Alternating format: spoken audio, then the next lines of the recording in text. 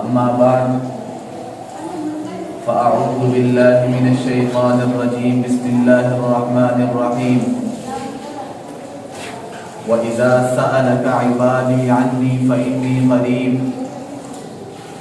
أجيب دعوة الداع إذا دعاني فليستجيبوا لي وليؤمنوا بي لعلهم يرشدون وقال رسول الله صلى الله عليه وسلم إن الله تعالى يغار وإن المؤمن يغار وغيرة الله ألا يأتي المؤمن ما حرم الله أو كما قال عليه الصلاة والسلام. سامعین مکرم، رمضان المبارک کا بابرکت مہینہ چل رہا ہے، رحمتوں کا مہینہ، برکتوں کا مہینہ، سعادتوں کا مہینہ۔ پہلا عشرہ جو کہ رحمت کا عشرہ تھا وہ مکمل ہو گیا ہے۔ اب دوسرا عشرہ جو کہ مغفرت کا عشرہ ہے، وَأَوْسَطُهُ مَغْفِرَةٌ کے الفاظ حدیث مبارکہ میں آتے ہیں۔ دوسرا عشرہ مغفرت کا عشرہ شروع ہو چکا ہے۔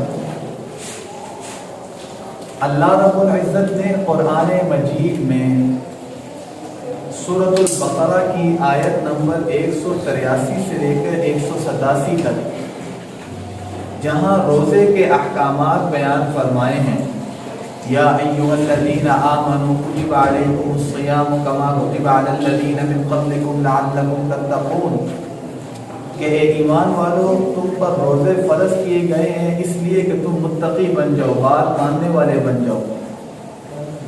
انہی آیات کے اندر آگے چل کر اللہ کریم فرماتے ہیں وَإِذَا سَأَلَكَ عِبَادِي عَنِّي فَإِنِّي قَرِيبٌ، کہ جب یہ میرا بندہ مجھ سے سوال کرتا ہے فَإِنِّي قَرِيبٌ، تو میں اس کے بہت قریب ہوں۔ أُجِيبُ دَعْوَةَ الدَّاعِ إِذَا دَعَانِي، میں اپنے بندے کی دعا کو قبول کرتا ہوں جب یہ مجھ سے دعا کرتا ہے۔ پھر اللہ تعالیٰ آگے حکم دیتے ہوئے فرماتے ہیں فَلْيَسْتَجِيبُوا لِي وَلْيُؤْمِنُوا بِي، بس چاہیے کہ تم مجھ ہی سے دعا مانگو اور مجھ ہی پر ایمان رکھو۔ تو رمضان المبارک میں جو سعادتوں اور برکتوں کا مہینہ ہے، رحمتیں سمیٹنے کا مہینہ ہے، اسی مہینے میں ہمیں بہت سی عبادات مستقل طور پر الگ سے ادا کرنے کا حکم دیا گیا۔ ان عبادات میں سے ایک عبادت دعا بھی ہے جس کا ہمیں باقاعدہ طور پر حکم دیا گیا، اور دعا کی قبولیت کے جو اوقات رسول اللہ صلی اللہ علیہ وسلم نے بیان فرمائے، دعا کی قبولیت کے اوقات میں پورا رمضان المبارک کا مہینہ شامل ہے، اور خصوصاً تیسرا عشرہ جس میں لوگ اعتکاف میں بیٹھتے ہیں، پھر اس میں راتیں بھی ہوتی ہیں، پھر اس میں لیلۃ القدر بھی موجود ہوتی ہے، تو وہ دعاؤں کی قبولیت کی خاص گھڑیاں ہیں۔ تو ایک بندہ مومن کے لیے پورا رمضان المبارک دعا مانگنے کا مہینہ ہوتا ہے، جس میں انسان بھرپور اللہ سے دعا مانگتا ہے۔ تو آج کی اس مختصر نشست میں صرف اس بات کو سمجھا جائے گا کہ ہم اللہ سے دعا کیوں مانگیں، ہمیں کیا ضرورت ہے اللہ سے دعا مانگنے کی، جب اللہ نے ہماری تقدیر لکھ دی ہے، ہر چیز کا فیصلہ پہلے سے موجود ہے، پھر ہم دعا اللہ سے کس چیز کی مانگیں اور کیوں مانگیں۔ آپ نے دیکھا ہوگا بہت سے لوگ دعا نہیں مانگتے، ان کا یہ شکوہ ہوتا ہے کہ اللہ نے ہماری تقدیر میں لکھ دی ہے، پھر الگ سے دعا مانگنے کا کیا فائدہ، وہ دعا نہیں مانگتے۔ یہ بات اپنی جگہ ٹھیک ہے کہ اللہ تعالیٰ نے ہماری تقدیر لکھ دی ہے، لیکن اسی رب نے ہمیں حکم دیا ہے کہ دعا مانگو، فَلْيَسْتَجِيبُوا لِي، مجھ سے دعا مانگو۔ تو جو انسان اپنے رب کو راضی کرنا چاہتا ہے، اپنے رب کی رضا چاہتا ہے، اپنے رب کی خوشنودی چاہتا ہے، تو پھر اس کو اللہ سے دعا مانگنی ہو۔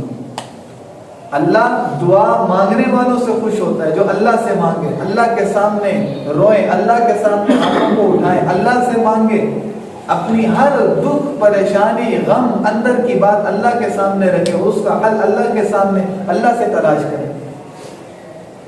تو دعا مانگنے کا طریقہ کار بھی رسول اللہ صلی اللہ علیہ وسلم نے ہمیں سکھایا۔ دعا مانگنا ایک عبادت ہے، ابھی اس بات کا تذکرہ ہوا اللہ کے رسول صلی اللہ علیہ وسلم کی واضح طور پر وہ حدیث موجود ہے الدعاء هي العبادہ، کہ دعا مانگنا عبادت ہے، دعا کرنا عبادت ہے۔ اب دعا ہم کیسے مانگیں؟ دعا مانگنے کا طریقہ کیا ہے، کس طریقے سے مانگنی چاہیے، اس کا پورا سلیقہ اور طریقہ رسول اللہ صلی اللہ علیہ وسلم نے امت کو سمجھایا، امت کو سکھایا۔ دیکھیں بسا اوقات آپ نے دیکھا ہوگا کہ لوگ بہت پریشان ہو جاتے ہیں، ذہنی تناؤ کا شکار ہو جاتے ہیں جب وہ اس آیت کو پڑھتے ہیں سورۃ البقرہ کی، کہ اللہ تعالیٰ قرآن میں فرما رہے ہیں وَإِذَا سَأَلَكَ عِبَادِي عَنِّي فَإِنِّي قَرِيبٌ أُجِيبُ دَعْوَةَ الدَّاعِ، کہ میں اپنے بندے کی دعا کو قبول کرتا ہوں جب یہ مجھ سے دعا مانگتا ہے۔ اب یہ انسان سوچتا ہے کہ ایک طرف اللہ تعالیٰ فرما رہے ہیں کہ مجھ سے دعا مانگو، میں تمہاری دعا کو قبول کروں گا، لیکن میں اپنے رب سے دعا مانگ رہا ہوں، میری دعا قبول نہیں ہو رہی۔ مجھے معاشرے میں نظر آ رہا ہے کہ میں ایک ہی دعا یا کئی دعائیں اللہ سے مانگ رہا ہوں، لیکن وہ میری دعائیں قبول نہیں ہو رہی۔ یہ دعا قبول نہ ہونے کی وجہ کیا ہے؟ دعا قبول نہ ہونے کی رکاوٹ کیا ہے؟ اور آپ نے دیکھا ہوگا بہت سے لوگ ایسے اوقات میں نعوذ باللہ اپنی زبان سے ایسے کلمات بھی ادا کر دیتے ہیں کہ ان کے ایمان کا مسئلہ بن جاتا ہے کہ پتہ نہیں نعوذ باللہ اللہ کن کی دعائیں قبول کرتا ہے، ہماری دعائیں تو قبول نہیں کرتا۔ ایسی باتیں بھی زبان سے نکل جاتی ہیں۔ تو جب کبھی ایسے خیالات انسان کے ذہن میں آئیں تو فوراً اسی وقت وہ انسان اپنی ذات پر غور کرے کہ اس وقت اللہ نے جو مجھے نعمتیں دی ہوئی ہیں، کبھی ان نعمتوں کا میں نے اللہ سے سوال کیا؟ کبھی ان نعمتوں کو میں نے اللہ سے مانگا؟ مجھے ایک صحیح سالم جو وجود عطا کیا ہے، اللہ نے مجھے دانت، آنکھیں، زبان، جگر، دل، یہ سب ٹانگیں دی ہوئی ہیں، ان نعمتوں کا میں نے کبھی اللہ سے سوال کیا؟ کبھی ان نعمتوں پر میں نے اللہ کا شکر بھی ادا کیا؟ اور یہ وہ نعمتیں ہیں کہ جن نعمتوں کے بارے میں اللہ تعالیٰ قرآن مجید میں ایمان والوں کو چیلنج دیتے ہوئے کہتے ہیں کہ اگر تم ان نعمتوں کو گننا بھی شروع کرو، شمار کرنا بھی شروع کرو، تو ان کی فہرست مکمل نہیں ہو سکے گی۔ وَإِن تَعُدُّوا نِعْمَتَ اللَّهِ لَا تُحْصُوهَا، تم ان نعمتوں کا احاطہ بھی نہیں کر سکو گے۔ تو سب سے پہلے انسان کو اس بات کو دیکھنا چاہیے کہ فی الوقت جو اللہ نے مجھے نعمتیں عطا فرمائی ہیں، کیا ان نعمتوں کے بارے میں نے کبھی اللہ سے سوال کیا؟ کیا میں نے اللہ سے کبھی یہ نعمتیں مانگی؟ تو پہلا سوال کا جواب انسان کو یہی مل جائے گا۔ اور پھر دوسری بات کہ انسان شکوہ کرتا ہے کہ اللہ تعالیٰ قرآن مجید میں فرماتے ہیں اجیب دعوت الداع، اے بندے میں تیری دعا قبول کروں گا، لیکن میری دعا قبول نہیں ہوتی۔ یہ دعا کیوں قبول نہیں ہو رہی؟ تو کچھ احتیاطیں ہیں، 2-3 احتیاطیں جو ابھی اس نشست میں بھی ان کا تذکرہ ہوگا کہ جن کی جو احتیاطیں رسول اللہ صلی اللہ علیہ وسلم نے بیان کی صحابہ کرام کے سامنے۔ پہلی احتیاط مشکات شریف حدیث کی کتاب ہے، اس میں وہ احتیاط موجود ہے کہ اللہ کے رسول صلی اللہ علیہ وسلم نے صحابہ کرام سے فرمایا کہ بہت سے لوگ ایسے ہیں جو اپنی دعاؤں کو جلد بازی میں ضائع کر دیتے ہیں۔ صحابہ کرام نے فرمایا یا رسول اللہ، ہمارے ماں باپ آپ پر قربان ہو، یہ جلد بازی سے کیا مطلب ہے؟ جلد بازی سے کیا مراد ہے؟ اللہ کے رسول صلی اللہ علیہ وسلم نے فرمایا جلد بازی سے یہ مراد ہے کہ انسان امید لے کر اللہ سے دعا کرتا ہے، لیکن دعا پوری کرنے کے بعد ہی وہ زبان سے یہ کہتا ہے کہ مجھے پتہ ہے میری دعا قبول نہیں ہو سکتی، میری تو دعا قبول ہونی ہی نہیں ہے، نا امیدی کا اظہار کر دیتا ہے، اسی وقت شکوہ کر دیتا ہے، تو اس کی دعا اسی وقت رد ہو جاتی ہے، اس کی دعا قبول نہیں ہوتی۔ اب اس مرحلے میں آ کر، اس مرحلے میں پہنچ کر انسان اور زیادہ پریشان ہو جاتا ہے کہ ایک طرف قرآن مجید میں اللہ ہمیں حکم دے رہے ہیں کہ اے بندے تو مجھ سے دعا مانگ، میں تیری دعا قبول کروں گا، اور دوسری طرف پابندی بھی لگا رہے ہیں کہ زبان سے یہ بھی نہیں کہنا کہ ہماری دعا قبول نہیں ہوتی۔ ہمیں کہہ رہے ہیں دعا مانگو، لیکن ہماری دعا قبول نہیں ہو رہی، اور دوسری طرف یہ پابندی بھی لگا دی کہ زبان سے شکوہ بھی نہ کرو کہ ہماری دعا قبول نہیں ہوتی۔ انسان یہاں پر آ کر تھوڑا شش و پنج میں مبتلا ہو جاتا ہے، تھوڑا پریشان ہو جاتا ہے کہ ایک طرف دعا مانگنے کا حکم اور ہماری دعا ہم مانگ رہے ہیں، دعا قبول نہیں ہوتی. اب دعا قبول نہیں ہوتی تو دوسری پابندی بھی لگا دی کہ زبان سے شکوہ بھی نہ کرو کہ دعا قبول نہیں ہوتی. شکوہ کرو گے تو دعا ضائع ہو جائے گی. تو خوب سمجھ لیجئے، اللہ کے رسول صلی اللہ علیہ وسلم نے فرمایا پورے ذخیرہ احادیث کا مطالعہ کریں، دعا کے قبول نہ ہونے کی ایک رکاوٹ بیان کی کہ انسان کی دعا قبول کیوں نہیں ہوتی. ایک رکاوٹ بیان کی. ایک طویل حدیث رسول اللہ صلی اللہ علیہ وسلم کی، فرمایا صحابہ اکرام موجود ہیں کہ ایک آدمی دور دراز کا سفر کر کے ایک مقام پر پہنچتا ہے، اس کے بعد بکھرے ہوئے ہیں، اس کا چہرہ غبار آلود ہے، وَيَمُدُّ يَدَيْهِ، اور وہ اپنے ہاتھوں کو دراز کر کے، اپنے ہاتھوں کو لمبا کر کے پکارتا ہے، وَيَقُولُ يَا رَبِّي يَا رَبِّي يَا رَبِّي، اے میرے رب، اے میرے رب، اے میرے رب کہہ کر زبان سے پکارتا ہے. لیکن رسول اللہ صلی اللہ علیہ وسلم نے فرمایا وَمَطْعَمُهُ حَرَامٌ وَمَشْرَبُهُ حَرَامٌ وَمَلْبَسُهُ حَرَامٌ وَغَذَا بِالْحَرَامِ فَأَنَّى يُسْتَجَابُ ذَلِكَ. دعا مانگنے کے لیے تو بہت سفر کر کے آیا، دعا مانگنے کے ظاہری طور پر آثار دیکھے تو بالکل تھکا ہوا ہے، ظاہری طور پر تو اسباب ایسے ہیں کہ اس کی دعا قبول ہو جائے، لیکن اس کا کھانا حرام ہے، اس کا پینا حرام ہے، اس کا لباس حرام ہے، اس کے جسم کو جس چیز سے غذا ملتی ہے وہ حرام ہے. فَأَنَّى يُسْتَجَابُ ذَلِكَ، تو اس کی دعا کیسے قبول ہوگی؟ تو اس حدیث کی روشنی میں پہلی رکاوٹ دعا کے عدم قبول ہونے کی بیان کی کہ جو انسان حرام کماتا ہے، حرام کھاتا ہے، حرام لباس پہنتا ہے اور حرام مال کو اپنے جسم کا جز بنا کر اللہ اس کی دعا کو قبول نہیں کرتے، اللہ اس کی دعا کو قبول نہیں کرتے. تو پہلی احتیاط کہ انسان حلال کمائے، حلال کمانے کی کوشش اور فکر کرے اور حلال اور پاکیزہ مال اپنے اہل و عیال اولاد کو کھلائے. تو ایک رکاوٹ جو بیان کی کہ دعا کے قبول نہ ہونے کی وہ ہے مال حرام. اور پھر رسول اللہ صلی اللہ علیہ وسلم نے فرمایا کہ دعا کی قبولیت کی کل 4 صورتیں ہیں. جو لوگ ذہن میں یہ شکوہ لیتے ہیں کہ ہم دعا مانگتے ہیں دعا قبول نہیں ہوتی، کب سے دعائیں مانگ رہے ہیں دعا قبول ہی نہیں ہوتی، اللہ تعالیٰ کہہ رہے ہیں دعا مانگو میں دعا قبول کروں گا، ہم مانگ رہے ہیں دعا قبول نہیں ہوتی. تو اس شکوے کو یہ جو 4 صورتیں رسول اللہ صلی اللہ علیہ وسلم نے بیان فرمائی، اس شکوے کو یہاں سے صاف کر لینا چاہیے. پہلی صورت اللہ کے رسول صلی اللہ علیہ وسلم نے حدیث میں بیان فرمائی کہ انسان اپنے رب سے دعا مانگتا ہے، جو مانگتا ہے اللہ اس کو وہی چیز عطا کر دیتے ہیں. بہت آسان سی صورت ہے، جو مانگا اللہ نے اسے وہی چیز دے دی.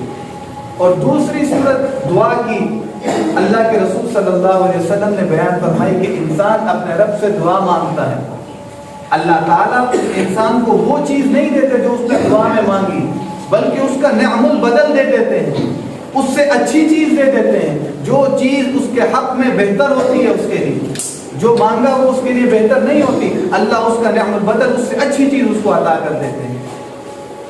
اور پھر تیسری صورت رسول اللہ صلی اللہ علیہ وسلم نے بیان فرمائی کہ انسان اپنے رب سے دعا مانگے، اللہ نہ اس کو وہ چیز عطا کرے جو اس نے مانگی، نہ اس کا نعم البدل عطا کرے، تو ایسی صورت میں اللہ تعالیٰ اس دعاؤں کے صدقے اس کے گناہوں کو مٹا دیتے ہیں. انسان رب سے دعا مانگ رہا ہے، جس چیز کی دعا مانگ رہا ہے اس کو وہ نہیں مل رہی، نہ اس کا نعم البدل مل رہی ہے. اللہ کے رسول صلی اللہ علیہ وسلم نے فرمایا ایسی صورت میں انسان کے گناہوں کو اللہ معاف فرما دیں گے. پھر بھی یہ انسان مسلسل دعائیں مانگ رہا ہے، مستقل دعائیں مانگ رہا ہے، تواتر کے ساتھ دعائیں مانگ رہا ہے، اتنی دعا مانگی کہ اس کے سارے گناہ بھی معاف ہو گئے. اللہ کے رسول صلی اللہ علیہ وسلم نے پھر دعا کی قبولیت کی چوتھی صورت بیان کی کہ اس نے اتنی دعائیں مانگی کہ اس کے سارے گناہ بھی معاف ہو گئے. تو کل قیامت کے دن اللہ تعالیٰ ان دعاؤں کو نیکیوں کی صورت میں اس انسان کے سامنے رکھیں گے.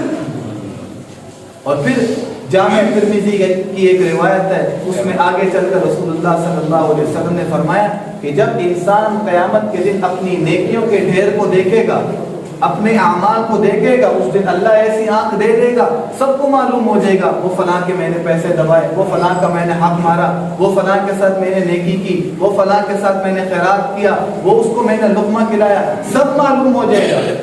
جب وہ اپنے نیکیوں کے ڈھیر کو دیکھے گا یہ انسان، رسول اللہ صلی اللہ علیہ وسلم نے فرمایا یہ انسان اپنے رب سے کہے گا اے اللہ یہ نیکیاں یہ اعمال تو میرے نہیں ہیں، یہ نیکیاں تو میں نے نہیں کی، تو اس وقت اس انسان سے کہا جائے گا اے بندے یہ تیری وہ نیکی ہے جو دنیا میں تو دعائیں مانگتا رہا، تیری دعا قبول نہ کرنے کے تو فیض اللہ یہ تجھے آج نیکیاں عطا کی ہیں۔ اس وقت رسول اللہ صلی اللہ علیہ وسلم نے فرمایا انسان اپنی زبان سے کہے گا کہ کاش دنیا میں میری کوئی دعا ہی قبول نہ ہوتی۔ تو رمضان المبارک میں ایک خاص عبادت کا تذکرہ وہ ہے دعا، اور رمضان المبارک کا پورا مہینہ ہی دعا کی قبولیت کے اوقات داروں میں سے۔ ایک روایت میں آتا ہے کہ رسول اللہ صلی اللہ علیہ وسلم نے فرمایا ثلاثۃ لا ترد دعوہ، کہ 3 لوگ ایسے ہیں کہ جن کی دعا کو اللہ کبھی رد نہیں کرتا۔ پہلا فرمایا کہ روزے دار کے افطار کے وقت کی دعا اللہ کبھی رد نہیں کرتا۔ دوسرا فرمایا کہ عادل بادشاہ اس کی دعا کو اللہ کبھی رد نہیں کرتا، اور فرمایا تیسرا مظلوم کی دعا اللہ کبھی رد نہیں کرتا۔ ایک روایت نے فرمایا کہ روزے دار کی افطار کے وقت کی دعا کو اللہ کبھی رد نہیں کرتے، اس کی دعا کو ضرور قبول کرتے ہیں۔ ایک روایت میں اللہ کے رسول صلی اللہ علیہ وسلم نے فرمایا کہ جب رمضان المبارک کا مہینہ شروع ہوتا ہے اللہ عرش اٹھانے والے فرشتوں کو حکم دیتے ہیں کہ اپنی عبادات کو چھوڑ دو اور روزے داروں کی دعاؤں پر لبیک اور آمین کہو۔ ایک روایت میں رسول اللہ صلی اللہ علیہ وسلم نے فرمایا کہ جب رمضان المبارک کا مہینہ شروع ہوتا ہے رمضان کے شب و روز اللہ تعالیٰ بہت سے لوگوں کو جہنم سے آزادی دیتے ہیں، اور رمضان کے شب و روز روزے دار کی ایک دعا کو ضرور قبول کرتے ہیں۔ تو اللہ کریم ہمیں ان بابرکت لمحات کو قیمتی بنانے کی توفیق عطا فرمائے، اور خوب اللہ سے دعائیں مانگنے کی توفیق عطا فرمائے۔ وآخر دعوانا الحمدللہ رب العالمین۔